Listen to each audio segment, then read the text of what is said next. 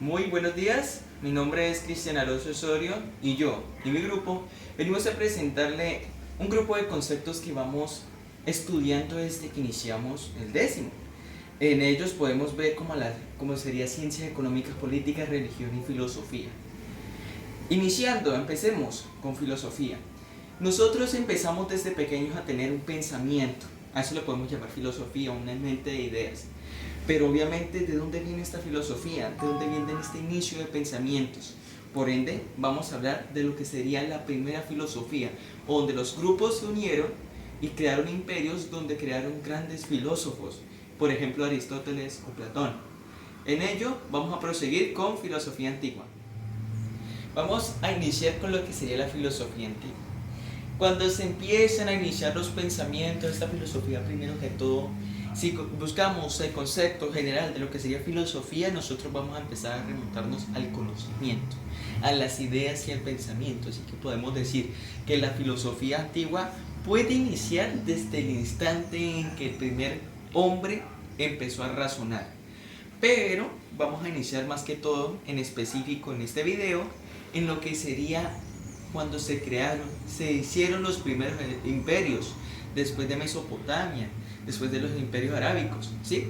En los imperios más que todo europeos, donde se desarrolla casi por completo el concepto de filosofía y lo que sería la filosofía antigua.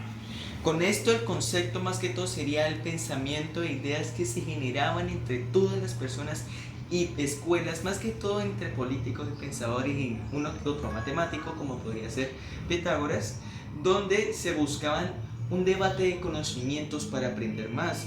Cabe aclarar de que apenas estaba entendiendo la razón, entendiendo más que todo, en específico, de dónde venimos y qué somos. En esto podemos hablar de varios filósofos, Aristóteles, Sócrates, Platón, no importa. Por ejemplo, Platón ¿qué pensaba? Platón tenía una idea en específico, lo que podríamos hablar de dos mundos: el mundo material, el mundo físico, lo que nosotros vemos como materia, lo que nosotros tocamos, vemos físicamente, y el mundo inmaterial, el mundo invisible, ¿sí?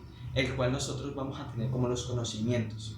En esto, él tenía esa idea plasmada y la refutaba bastante bien, y tenía un conocimiento bastante interesante del silogismo. En este caso, él veía como la materia, las cosas como tal, como una cárcel de pensamientos para el silogismo, que era el padre del método científico. Entonces, esta cárcel de pensamientos que era la materia, era lo que nos pedía poder surgir con el segundo mundo, que sería el mundo invisible, el cual serían nuestros pensamientos, nuestras ideas, nuestra razón, el propio querer, etc., el cual las personas en esa época no la entendían y no sabían cómo funcionaba. De aquí viene el mito de la caverna. Y él comparte igual estos pensamientos con Sócrates o con otros filósofos bastante conocidos. Ahora, hablemos de Aristóteles. El señor Aristóteles tenía una idea más que todo un poco puesta, no completamente, sino que él no tenía esa idea como tal plasmada por Platón, sino que él veía el mundo material como no exactamente los dos mundos, sino como un mundo el cual somos lo asimilaba como una esfera de bronce puro, sólido, el cual puede ser pulido. La materia para él era una cosa, más que todo las personas, el ser propio, era una cosa que necesitaba ser movida por algo interior, una llama, o lo que hoy en día podemos hablar como el alma, el espíritu, y que al crecer va a ser pulida por los pensamientos o las ideas que tenga el entorno o según cómo crece. En esta, la esfera pulida puede quedar o muy cuadrada, o sea, no puede avanzar, o redonda, lo cual podría avanzar con total idea. Entonces, vamos a empezar a hablar de algunos temas como sería ironía, mayéutica, la sofística, etc. Bueno, vamos a hablar de los 4 temas, más que todo como unas corrientes filosóficas que están desarrollándose durante siglos, mucho tiempo, ¿sí? O sea que no estaban completas en ese entonces, más sin embargo, daban un ejemplo como el pie para seguir con lo que sería filosofía. Entonces, vamos a hablar de 4 temas: la sofística, la dialéctica, la mayéutica y la ironía. La dialéctica suena a diálogo, si ustedes lo tienen en mente ya empieza a tener lógica. Diálogo sería el debatir pensamientos, conocimientos para adquirir nuevas ideas o para reflexionar de nuestros propios pensamientos. La dialéctica era muy usada en ese tiempo en lo que serían los tribunales de pensamiento. La sofística, el sofismo más que todo, eran las personas que sabían que su conocimiento valía y por ende, como se sentían con el poder, asimismo eran muy complicado y envidioso con ese conocimiento. Por ende mismo, ese conocimiento nunca era compartido y al que era compartido era para dejar su sucesor. O sea, era un conocimiento propio que lo hacían valer por sí mismo. La mayéutica. Sócrates define la mayéutica como que antes nosotros éramos parte de una unidad que lo sabía todo, que tenía pensamiento, pero que fuimos separados. Y esa mayéutica es el despertar del pensamiento, el poder entender y conocer las cosas y reflexionar de un cambio a otro. Lo que más o menos Sócrates tenía aliado con Platón con lo que sería el mito de la caverna, lo cual nuestros pensamientos están atados a la que sería nuestra materia. Esa mayéutica entonces significaría un despertar de ideas y pensamientos que nos hacía más profundos a las ideas. Esta mayéutica más que todo la hacíamos para compartirla. Sócrates era lo que más pedía con la mayéutica. Por último, la ironía. Ironía, pues depende de lo que suene, a lo que se crea que es ironía hoy en día. Hace mucho tiempo la ironía significaba mayormente el saber que no sabía. Por eso viene la famosa frase, solo sé que nada sé. Un conocimiento el cual hace entender que no somos completos al conocimiento, no lo sabemos todo. Lo que sabemos es el pie del iceberg, la punta, el cual no sabemos lo que sigue, lo que es el resto. Con esto ayudaba a seguir dándonos ideas. Si nosotros sabíamos que, un ejemplo, teníamos un conocimiento, si nosotros nos mentalizamos que no está completo, vamos a seguir buscando más conocimiento. Eso es muy bueno para el desarrollo del pensamiento. Con eso termino lo que sería filosofía antigua. Bueno, prosiguiendo, vamos a seguir lo que nosotros empezamos a llamar la filosofía medieval, que empieza con conceptos que hoy en día conocemos y que se pueden entrelazar y mezclar con lo que sería la venida después de Cristo. Entre ellos se combinan los pensamientos y la religión. Por ende, seguimos con la filosofía medieval. Filosofía medieval. Esta filosofía medieval arranca 4 siglos después del nacimiento de Cristo y justo después de la caída del imperio por totalidad romano, más exactamente el imperio bizantino por manos de los persas.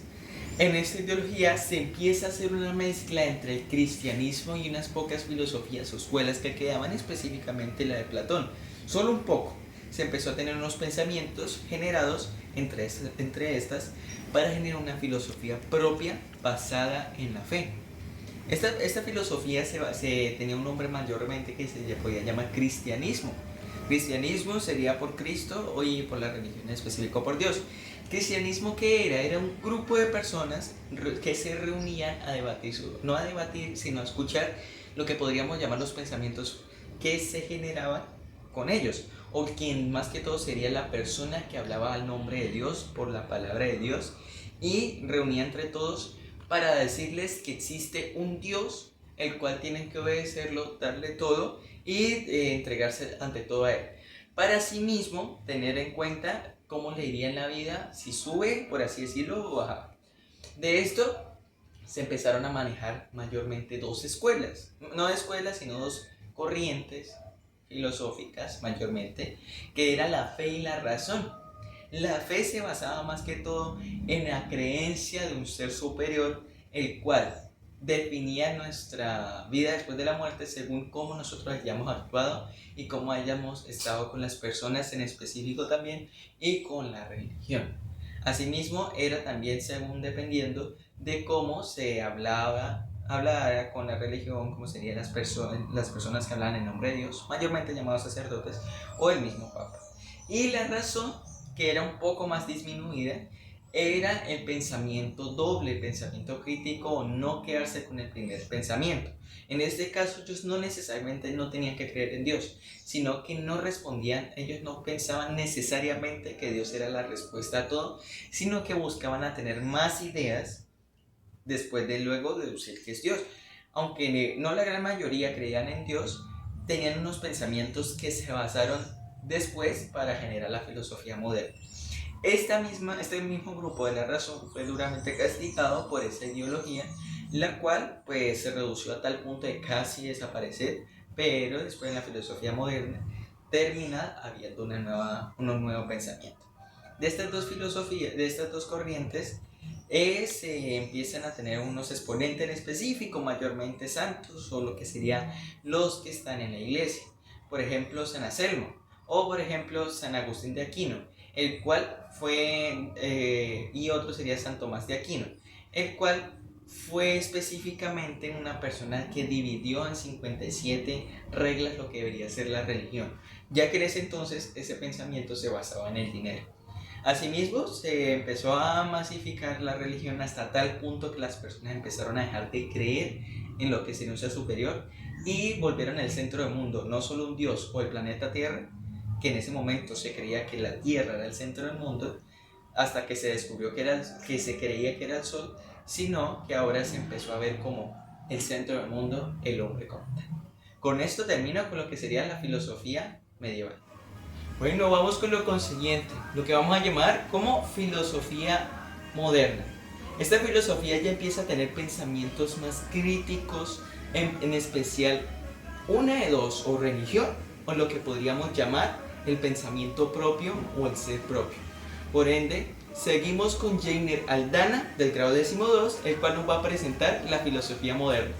Como la intención de llegar a los mismos términos de implicación intelectual para resolver problemas que surgen por la revolución científica y abarcar grandes pensadores desde la época del Renacimiento desde el siglo XIV hasta alrededor del año 1800. La filosofía moderna nace como quiebre de un pensamiento establecido en la Edad Media, con la aparición de los humanistas y de los movimientos renacentistas. Entonces, la gran mayoría de los filósofos entendían que se venía un cambio de pensamiento centrándose mayormente en Italia, con una nueva etapa de la historia denominada Renacimiento.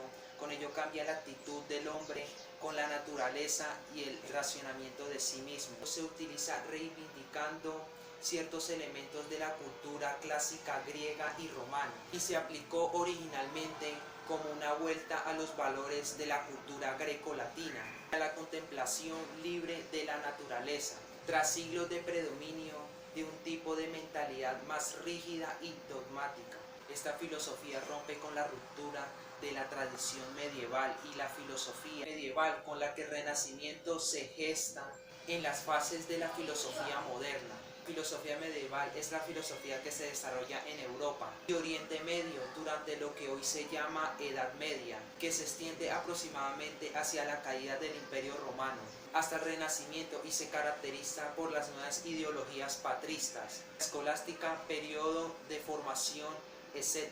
Filosofía moderna es aquella filosofía desarrollada en la edad moderna y asociada con la modernidad. Es una doctrina concreta o escuela. Pensar que muchos autores de esta era comparten ciertos supuestos comunes, lo cual ayuda para distinguirla de la filosofía anterior y la posterior. La importancia de la filosofía moderna radica en que despierta al hombre de su pensamiento teocéntrico y lo pone a mirar y a poder admirar el mundo real que lo rodea. Provoca el derrumbe del escolasticismo e impone además una serie de esquemas renovados donde predomina la razón. El hombre se considera un ser autónomo y reacciona anulando la fe y centrándose en la razón. Hace que el hombre cambie radicalmente y cambie el centro del universo de Dios por el mismo hombre. Esto sí lo vuelve un antropocentrismo. Ello abandona la disputa entre la fe y la razón y se preocupa por el problema del conocimiento y su veracidad, con muchas preguntas como conocimiento y su veracidad, con muchas preguntas como ¿qué podemos conocer? ¿Qué es lo que conocemos? ¿Es real lo que conocemos? ¿Cuál es la verdad? En conclusión, la capacidad del humano para descubrir la verdad es el centro de la filosofía moderna y ofrece muchas filosofías distintas como un gran abanico a desarrollar en diferentes teorías del conocimiento, encontrando tres corrientes principales como el racionalismo, el empirismo y el idealismo más evolucionado. El racionalismo es una corriente filosófica que acentúa el papel de la razón en la adquisición del conocimiento. Contrasta con el empirismo, que resalta el papel de la experiencia sobre todo el sentido de la percepción. Manifestaba que estas verdades evidentes en sí eran innatas, no derivadas de la experiencia. Su principal exponente fue Baruch Spinoza. Empirismo es una teoría filosófica que enfatiza el papel de la experiencia y la evidencia, especialmente la percepción sensorial, en la formación de ideas y adquisición de conocimiento, sobre la noción de ideas innatas o tradición.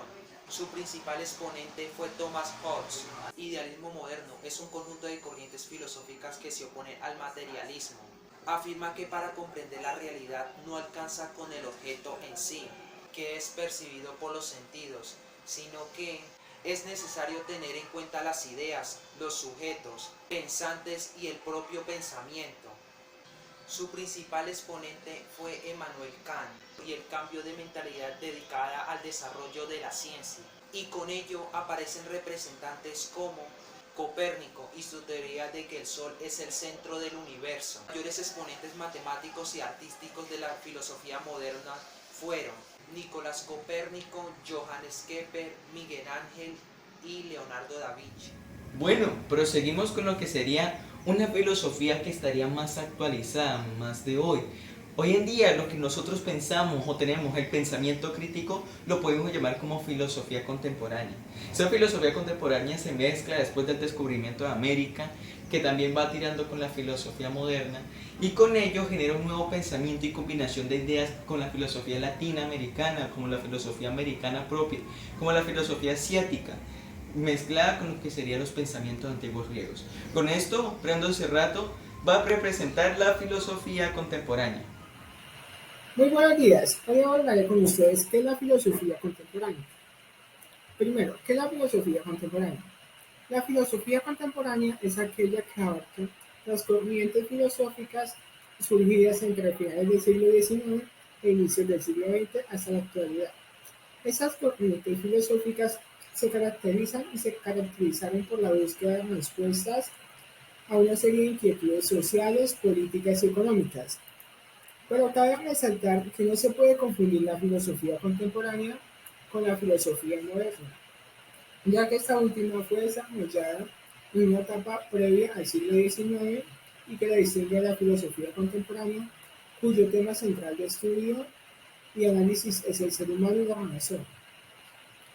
Entre los filósofos más importantes predecesores de la filosofía contemporánea, podemos mencionar a Immanuel Kant, Auguste Comte, Karl Marx y Friedrich Engels, entre otros. Las corrientes filosóficas surgidas en este periodo, denominado filosofía contemporánea, han surgido en medio de importantes acontecimientos históricos y consecuencias sociales, en la que podemos incluir la Primera y Segunda Guerra Mundial. De aquí que la filosofía contemporánea busque responder en gran medida diversos cuestionamientos sobre temas sociales y las acciones que debe llevar a cabo el ser humano en fin de alcanzar un bien común o un bien colectivo. De hecho, los filósofos contemporáneos se han encargado de institucionalizar sus corrientes filosóficas de tal manera que sus estudios estuviesen al alcance de todos a fin de profundizar en su importancia y análisis. Asimismo, en la filosofía contemporánea se reconocen dos principales abordajes que son la filosofía analítica y la filosofía continental, de la cual se desprenden muchas más filosofías. Filosofía analítica. La filosofía analítica es la rama filosófica que se caracterizó por enfocarse especialmente en los análisis del lenguaje y del conocimiento a través del desarrollo lógico y su justificación. Por tal motivo, la filosofía analítica ha resuelto afín a las investigaciones científicas. Filosofía continental. La filosofía continental se caracteriza por ser especulativa, por rechazar el cientificismo, carecer de análisis y por continuar en cierta medida con las postulaciones de Immanuel Kant. Bueno, entonces ya llegando de por allá vamos a empezar a estar acá, propiamente en nuestra tierra, en lo que nosotros llamamos Latinoamérica, la sangre propia. Con ello obviamente vamos a tener una pensamiento, unas ideas que fueron mezcladas con las ideas antiguas de los españoles. Con ello podemos empezar a hablar de lo que sería filosofía latinoamericana, una fusión de pensamientos de autocrítica y autocrítica a las colonias. Con ello dejo por último a Vladimir León, que nos presenta la filosofía latinoamericana. Buenas tardes, soy Vladimir León y les voy a presentar la filosofía latinoamericana. La filosofía latinoamericana surgió entre un conflicto entre lo propio y lo ajeno, es decir, una filosofía que hizo de su propio estatuto de posibilidad el contenido a desarrollar. Las características se ven influenciadas por la religión y la política. La filosofía latinoamericana se enfoca en la parte social y aborda el colonialismo y el postcolonialismo. Los principales filósofos fueron José Vasconcelos, Rubén Darío, Leopoldo Sea, José Martín, entre otros. En conclusión, como hemos visto, la filosofía es el estudio de una variedad de problemas del hombre, acerca de cuestiones como la existencia, el conocimiento, la verdad, la moral, la belleza, la mente y el lenguaje. Vamos a hacer la presentación de lo que sería un filósofo. Este filósofo nos va a decir cuáles fueron sus ideas, sus conceptos, qué logró, cómo hizo para desarrollar sus escuelas. Con esto se va a hacer la presentación del filósofo. Mi nombre es Platón. Nací en el año 427 a.C. en la ciudad de Atenas, y en esa misma ciudad, en el año 387 a.C., fundé mi escuela, tan conocida hasta en la actualidad, la Escuela de Atenas Platónica. Fui muy acreedor de los dos mundos, como el mundo invisible y el mundo real, como también fui un gran seguidor de Sócrates, el cual fue una de las personas que me guió. Asimismo, yo soy de las personas que solamente creo en las cosas que da la matemática. No creo en los pensamientos exactos, ni siquiera creo en los pensamientos que no vienen a la matemática y se funcionan con el paganismo. Asimismo, soy de los que creó y fundamentó la filosofía moderna, y las personas que hoy en día conocen como grandes filósofos fueron mis alumnos, como yo también fui alumno de Sócrates. Asimismo, en mi Academia de Atenas se lograron muchos conocimientos y muchas ideas. De esta idea podemos sacar el ejemplo del mito de la caverna, la cual me sirvió como de pensamiento, y también utilicé a Sócrates como ejemplo, y asimismo logré que las personas lograran nuevas ideas y pensamientos para hacer una fusión que generara una gran revolución de la ideología en las épocas modernas. Muchas gracias.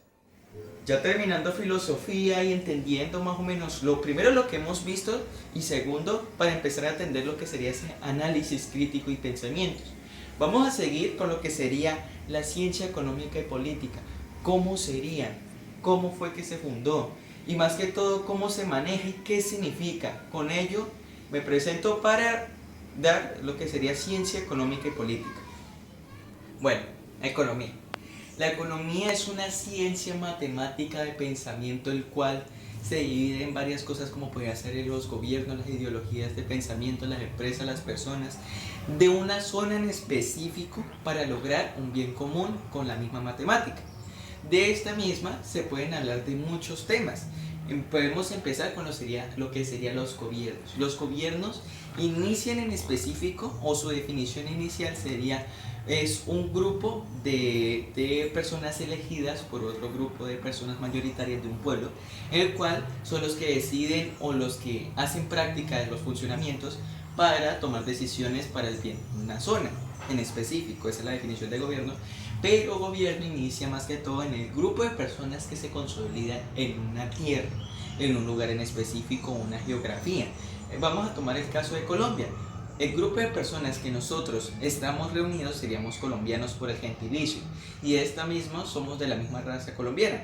Asimismo, somos electores de un grupo de personas en específico, lo cual podría ser muy variado. Eso, claro, depende de los países. No porque lo diga indica que sea todo el mundo, sino que podría ser Colombia, como podría ser concejales, o podría ser los presidentes, gobernadores, alcaldes, etc.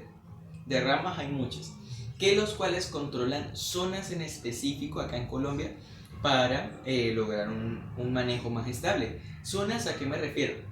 Podría ser el ministro de Salud, el de Educación, el de Viviendas, podría ser el de inmigración e inmigración, podría ser el de deporte, etcétera. Muchos hay.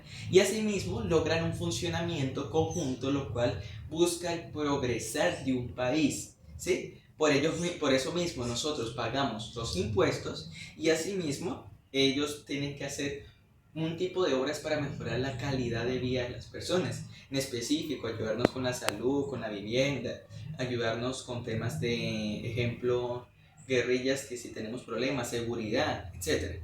Y mayormente la educación. Del gobierno se puede sacar varias ideologías políticas. Estas ideologías, la gran mayoría están eliminadas, más que todo por el auge después del capitalismo que tuvo entre la Guerra Fría, cuando Estados Unidos quedó vencedor.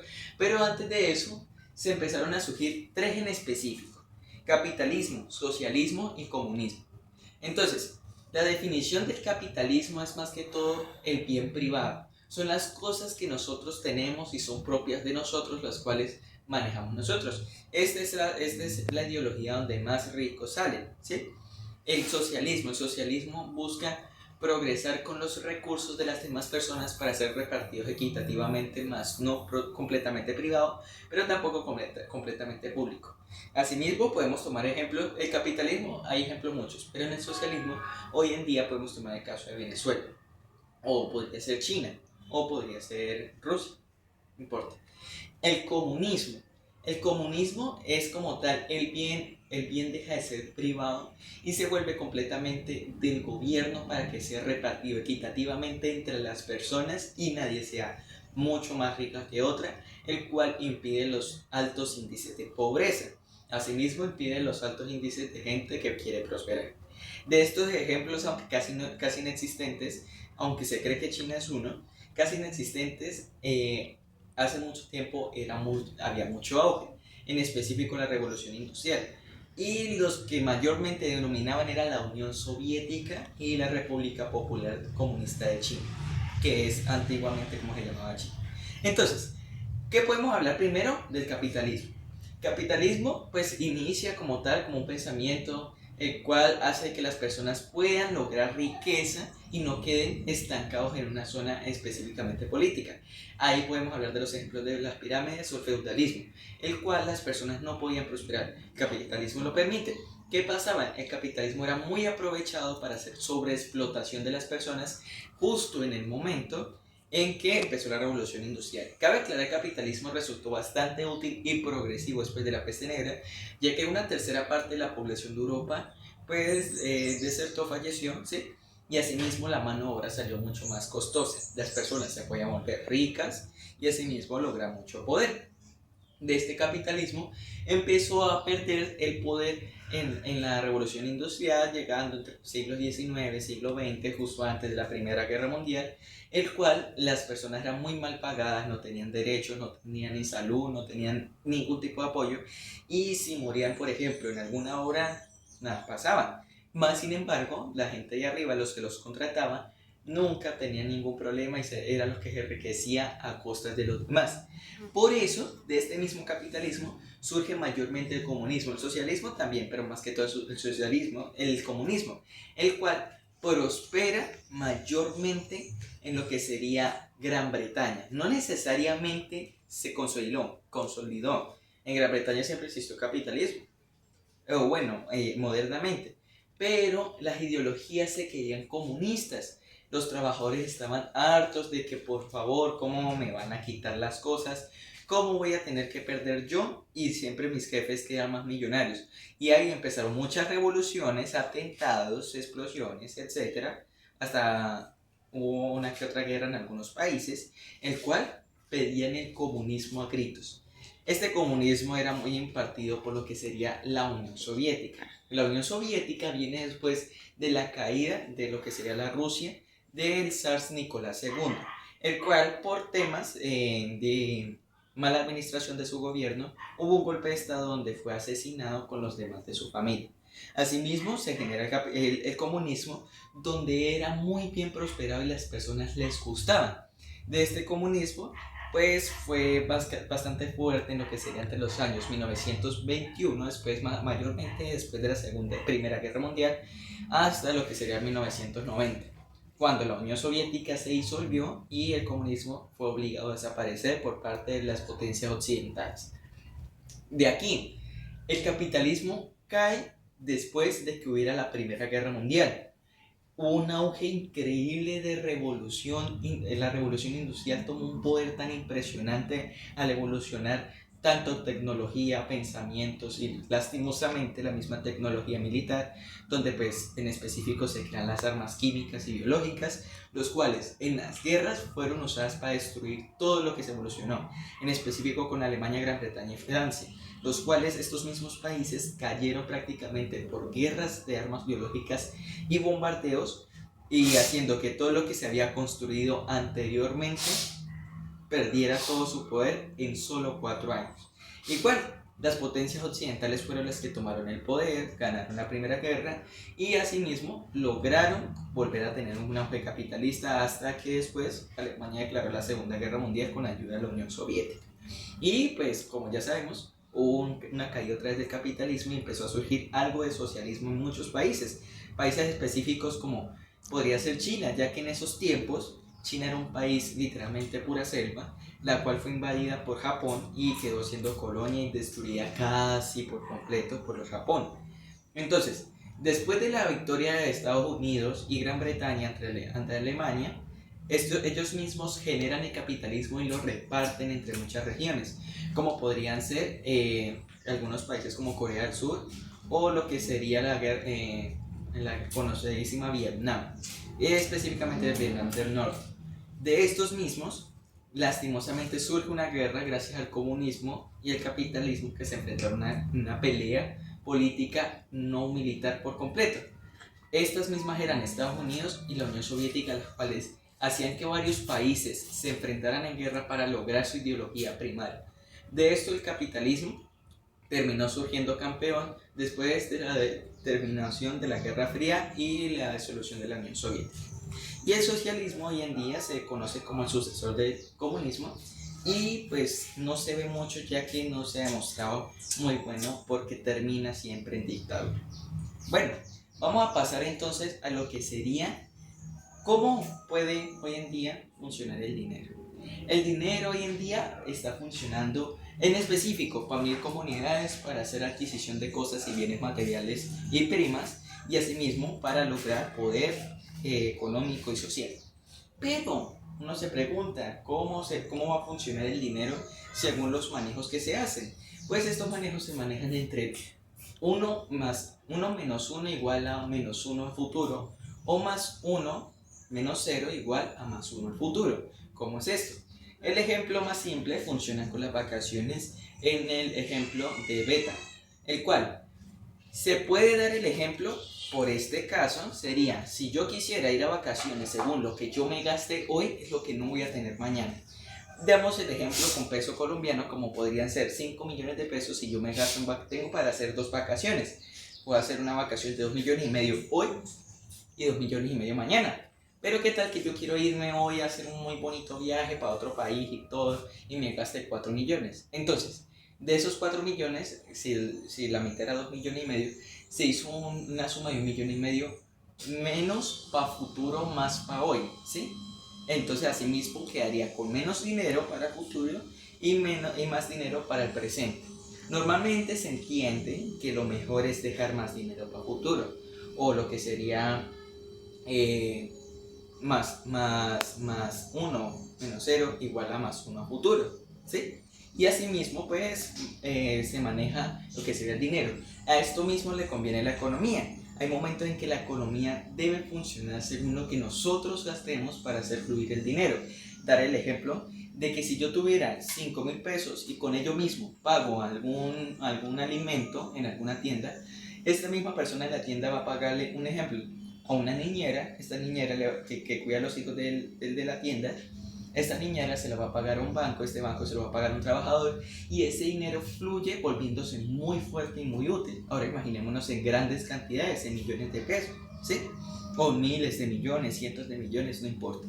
De aquí, entonces, esta misma economía funciona y surge y más que todo el dinero se maneja en la prioridad del más 1 menos 0 futuro. Muchas gracias. Bueno.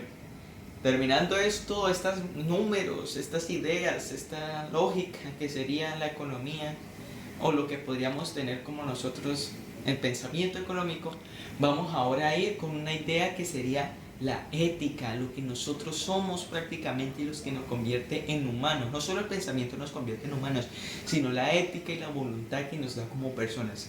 Con esto, Vladimir León nos va a definir y nos va a dar un concepto más o menos para él, que es la ética. Hoy les vengo a presentar qué es la ética.